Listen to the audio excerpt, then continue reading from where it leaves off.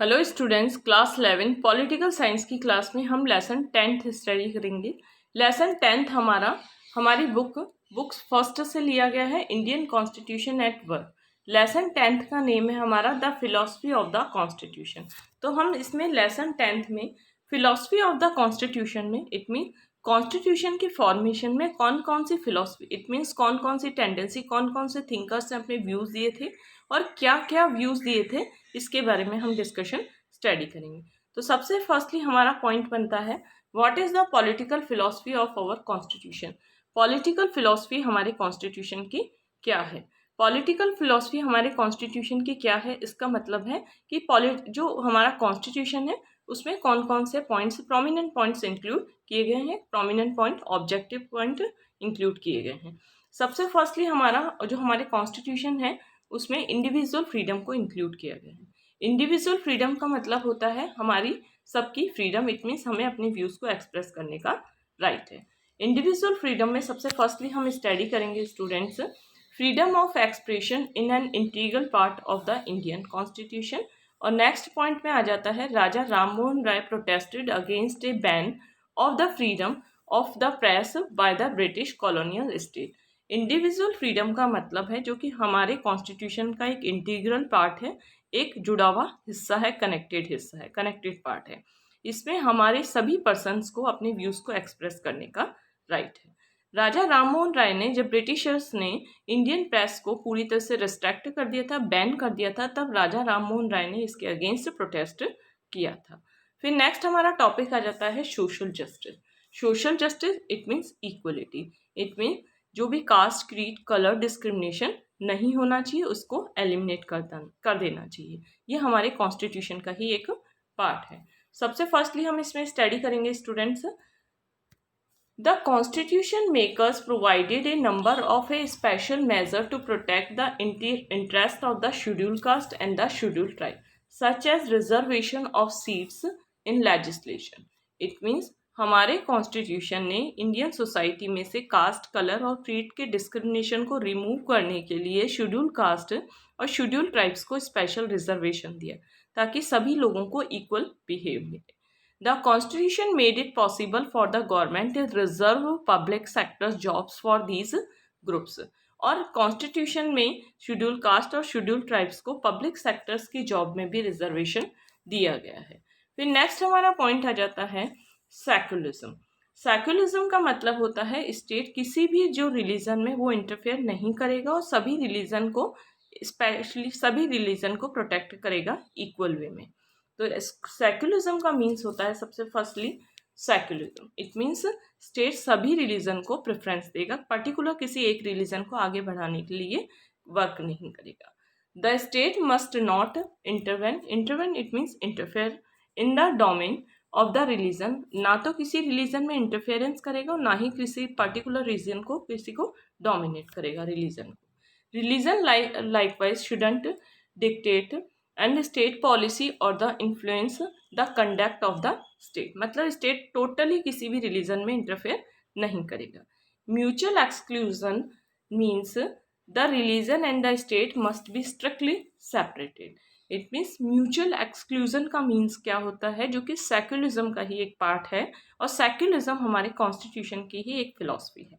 It means mutual exclusion का means होता है स्टेट और रिलीजन को सेपरेट रखा जाएगा। फिर नेक्स्ट हमारा आ जाता है यूनिवर्सल फ्रेंचाइजी।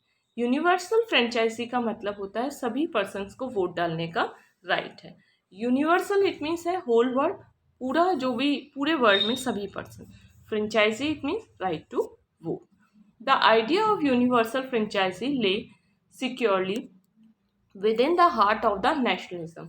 जो यूनिवर्सल फ्रेंचाइजी है वो नेशनलिज्म का हार्ट है। इट मीन्स नेशनलिज्म की फीलिंग तभी अरोज हो सकती है जब सभी पर्सन को यूनिवर्सल फ्रेंचाइजी के अकॉर्डिंग इक्वल पॉलिटिकल फ्रीडम मिले।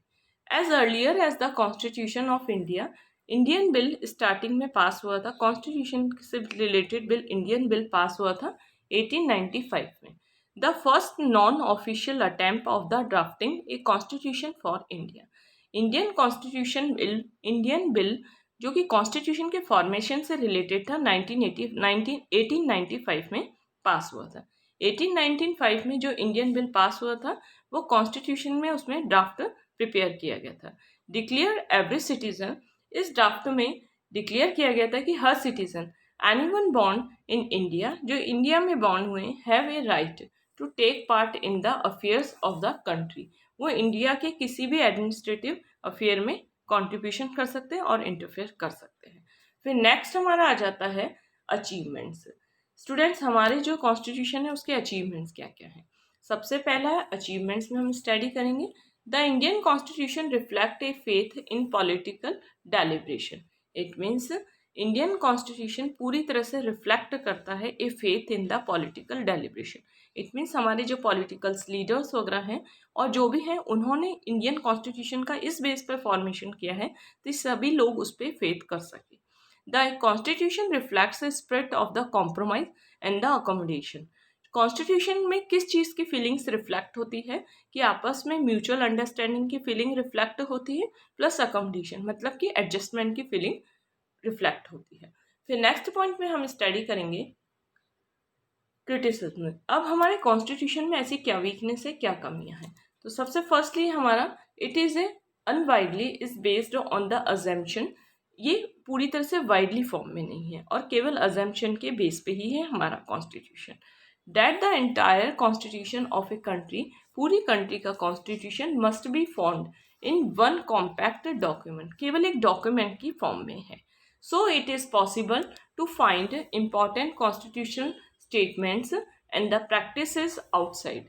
इट मीन्स ये बहुत छोटा है हमारा कॉन्स्टिट्यूशन, अनवाइडली है मतलब कि वाइड नहीं है, बहुत बड़ा नहीं है और ये केवल एक डॉक्यूमेंट की फॉर्म में है।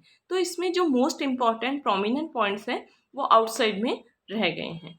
फिर नेक्स्ट हमारा आ जाता है इट इज़ अनप्रेजेंटेटिव।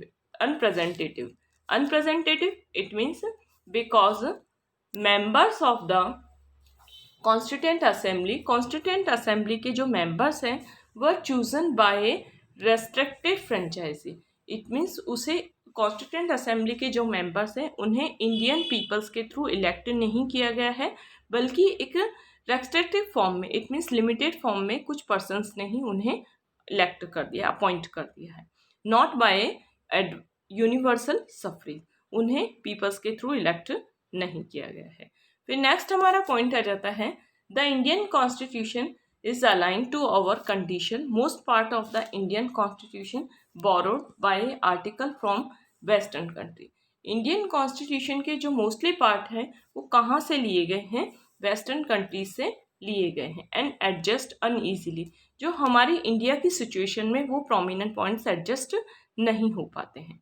तो इसलिए हमारा इंडियन कॉन्स्टिट्यूशन में जो ओरिजिनल फॉर्म में जो एलिमेंट्स हैं वो दूसरी कंट्री से लिए गए हैं। इट मीन्स दूसरी कंट्री में सिचुएशन अलग थी इसलिए वहाँ पे वो एलिमेंट सेट हो गए थे, लेकिन वो एलिमेंट्स हमारी कंट्री में सेट नहीं हो पा रहे हमारी कंट्री की सिचुएशन के according.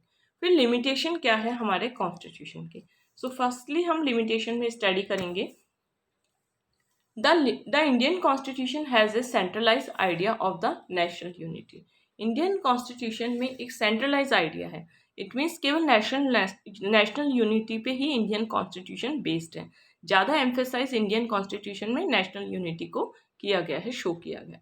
It shows over some important issues of the gender justice within the family. इसमें मोस्टली जेंडर जस्टिस के इशू को ही शो किया गया है, स्पेशली फैमिली में जो होते हैं। फिर है certain basic socio economic rights were neglected to the section. और जो डायरेक्टिव प्रिंसिपल, और जो इंडियन कॉन्स्टिट्यूशन में डायरेक्टिव प्रिंसिपल का पार्ट है उसमें नेग्लेक्ट किया गया है सोशियो इकोनॉमिक राइट्स को। सिटीजन के सोशियो इकोनॉमिक राइट्स को डायरेक्टिव प्रिंसिपल में नेग्लेक्ट किया गया है। फिर है rather than made an integral feature of our fundamental rights. जो पर्सन के फंडामेंटल राइट्स का एक इंटीग्रल पार्ट है उसे नेग्लेक्ट किया गया है डायरेक्टिव प्रिंसिपल में से। तो स्टूडेंट्स, हमने अपने 11th पॉलिटिकल साइंस के वीडियो में हमने अपना जो लास्ट चैप्टर है हमने अपना वो स्टडी किया है। ये हमारा फर्स्ट और लास्ट वीडियो है।